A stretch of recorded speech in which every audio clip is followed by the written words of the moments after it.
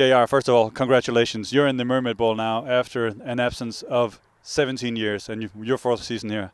How do you feel right about now? Man, if emotions could be it's just so bottled up inside me right now that I don't think it hasn't sinking in yet. And it just all the hard work for 4 years, battling that first year injury, and then growing this team to what we wanted to, this family atmosphere. It's just been fantastic, and I'm so excited, not only for myself but for like the guys that have been here for so long and have never gotten a taste of what that's like. And it's just nice to I think it's as soon as I get home and actually sit down and my family starts riding me and stuff like that, I think that's when I'll be like, oh man, like I'm finally there. You know what I mean? And it's just gonna be a sigh of relief kind of thing.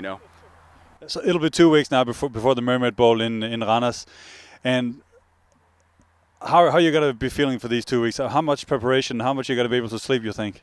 Well, I mean, I don't really sleep when I have a tough game, but I think we've been preparing. We always prepare for 2 teams at a time. That's how our club works, and we've been preparing for both teams. And I'm not exactly sure the final of the other game, but I think it was the Razorbacks that won. So we'll be playing for the Razorbacks, and it'll be a great game. But we'll be our coaching staff with Peter and Ice and Nikolai, and they all get us in a great position to play a game every single day. And it's great to have that great of a coaching staff in Denmark.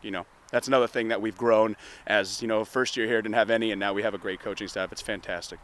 And you have what looks like a very balanced team. And we saw Kasper Jensen running a couple of scores today, and you have your offensive line and you have receivers stepping up to make plays all around the field.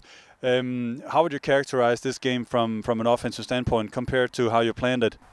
Well, we wanted to come out and set the tone on running the ball. It seems like ever since the summer ended, we just kept throwing the ball. And as a quarterback, I don't mind it, but we have to have some type of balance. And I think that was the main goal we wanted to do in this game, was get Kasper going, get Mads going, and really set the tone, because we felt like they weren't as a smash mouth football team like we are.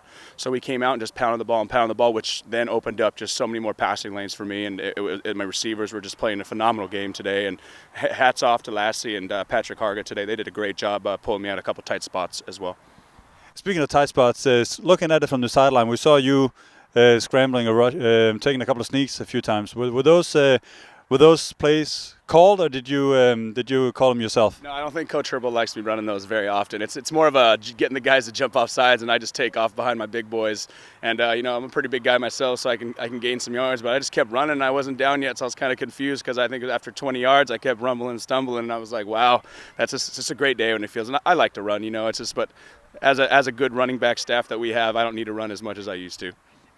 Now, not talking about football for a second here, but before the season, you lost your granddad, and you even recognized him with your eye black. How does it feel for you as a football player now, being so close to your granddad as you were to be in this position to play in a championship game? I think this season I've had him on my shoulder. He passed away right before the season started, and it was tough because I couldn't go back, and it hit me pretty hard. And I just I think he's the driving force for me this whole entire season. And I put that on my eye black every game. And I think it's I always just feel his presence on me. And being undefeated, I think he's helped me out and my team, and made sure that we have no injuries all season. I think he's just one of those guardian angels I have, and I miss him a lot. I wish he was still here, and I wish he could see me play. But it's things happen in life, Well, that'll be one for him in Randers, hopefully. Congratulations. Yeah,